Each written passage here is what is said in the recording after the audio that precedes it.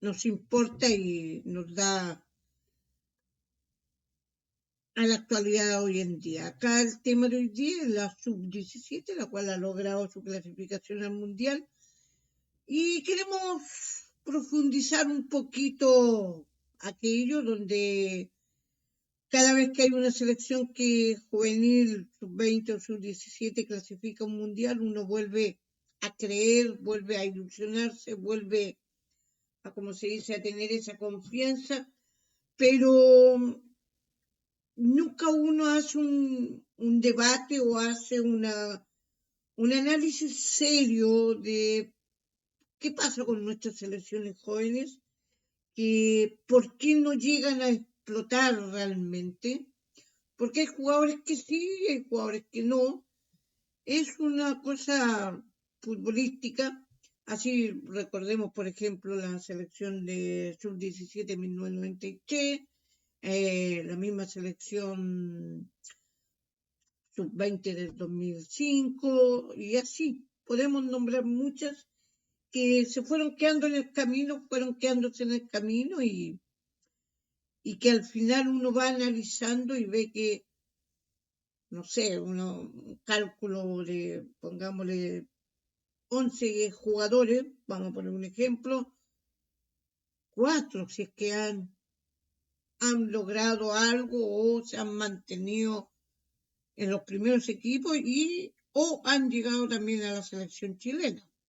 Entonces ahí tiene que haber un motivo por el cual no sucede eso y vamos a ir analizándolo un poco al respecto.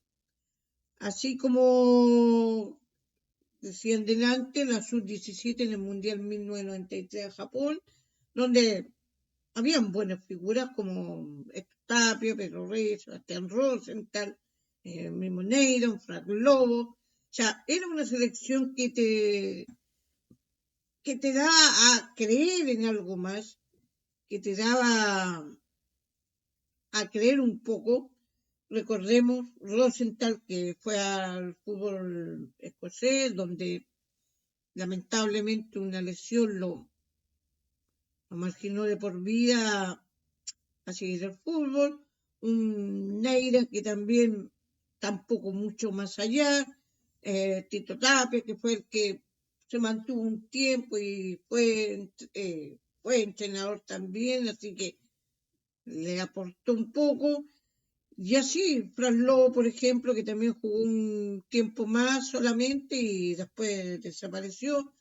Entonces, una generación que pintaba para bien y que al final se fue quedando y hoy en día, hay que decirlo, muy pocos los jugadores que pudieron proyectarse a aquello. Otra de las buenas generaciones que también uno tiene recuerdos y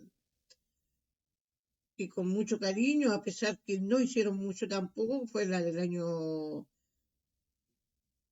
1997, donde ahí Galán, Manuel Neira, Pablo Conchera fueron los que fueron a ese mundial en Egipto, donde quedaron eliminados en la fase de grupo, pero de ahí el único que sobresalió un poco y logró una carrera fue Pablo Conchera, porque el resto simplemente no rindió más.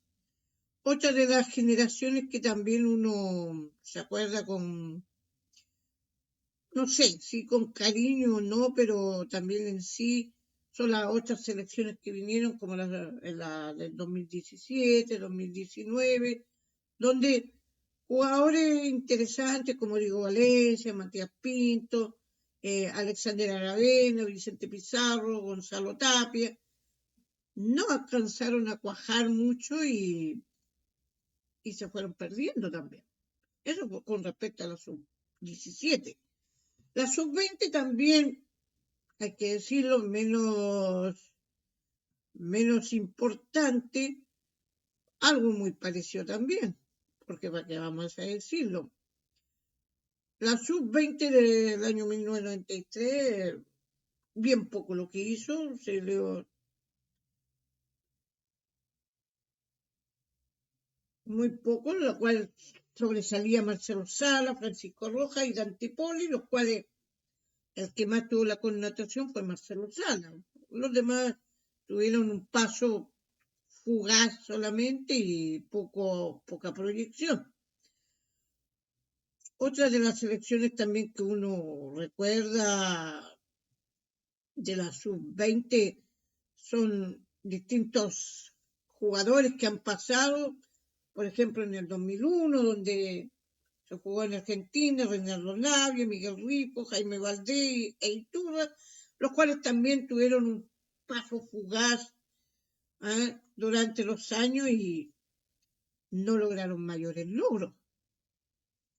Otra de las selecciones que también uno recuerda con cariño es la que fue al Mundial de los Países Bajos, la del 2005, donde ahí se podría decir que se fue creando la generación dorada que a futuro iba a aparecer, donde Matías Fernández, Gonzalo Jara, José Pedro Fuenzalía, José Manuel Reinero, etc.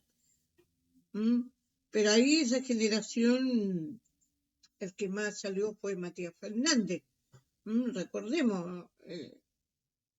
Entonces, si uno va analizando un poco, las selecciones han tenido buenos jugadores, pero que no han explotado como corresponde a su generación y a su tiempo. Entonces, ese es el tema donde muchos de estos equipos tenían 3, 4 jugadores, es lo que estaba comentando, 3, 4 jugadores que pintaban como para formar una nueva generación, pero que al final, por distintas razones, fue quedándose. Entonces aquí es donde yo quiero que ustedes opinen ahí en los comentarios, ¿cuáles creen ustedes que han sido los motivos por los cuales esos proyectos no han podido llegar a buen puerto? ¿Qué jugadores ustedes, o generación, se puede decir, o selecciones, recuerdan como la que mayor podría haber tenido proyección? ¿Qué selección? Yo, por lo menos para mí, yo creo que la selección que tenía mayor proyección era la sub-17 del año 1993. Yo creo que podría haber llegado mucho más lejos, por lo menos. No sé la de ustedes, ¿qué opinan?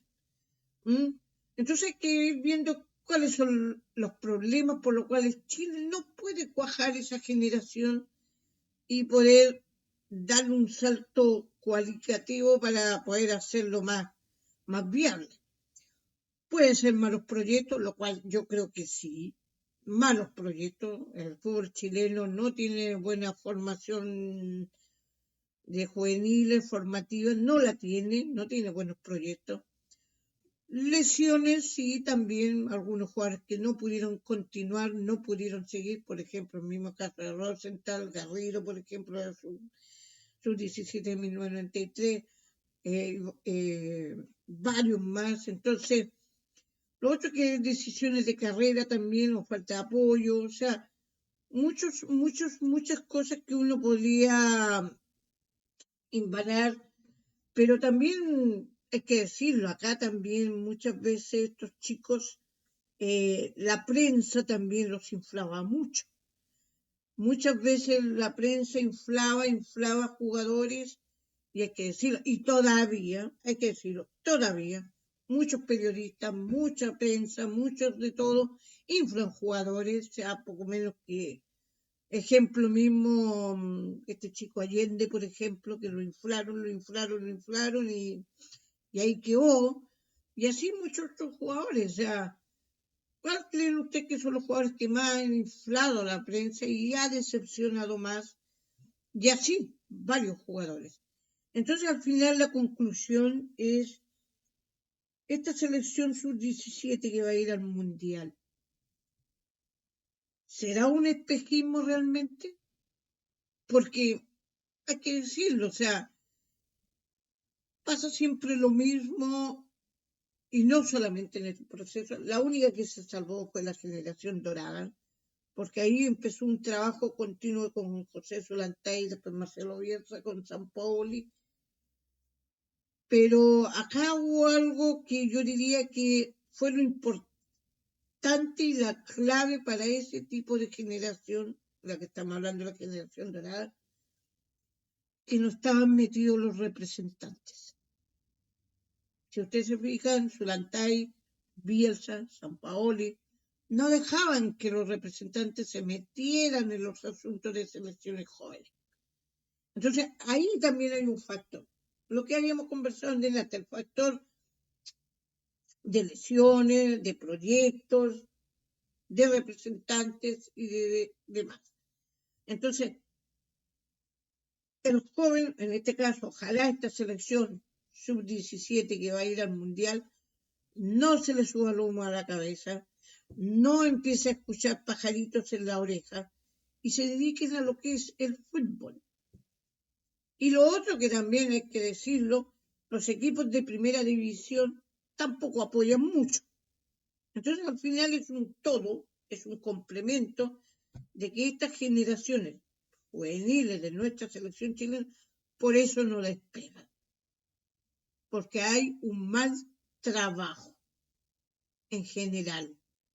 Y la selección que sale más o menos interesante, que tú dices, sí, esta tiene proyección, en vez de apoyarla, en vez de levantarla, en vez de tratar que se suba el nivel, simplemente la opacan o le sacan jugadores o los mandan para afuera sin recién todavía participar muchas veces en los clubes de primera y sin ni siquiera lograr esa madurez más que deportiva de aquí, de la cabeza.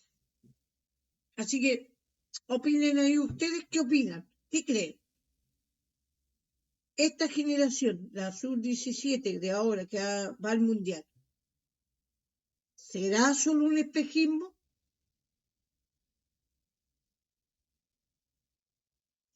¿O será simplemente esta selección el espejismo que quiere ser de las otras selecciones que también les ha ido bien?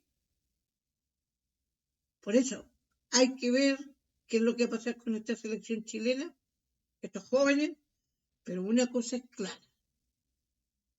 Mientras no haya un trabajo serio, haya un trabajo como corresponda, vamos a seguir en lo mismo.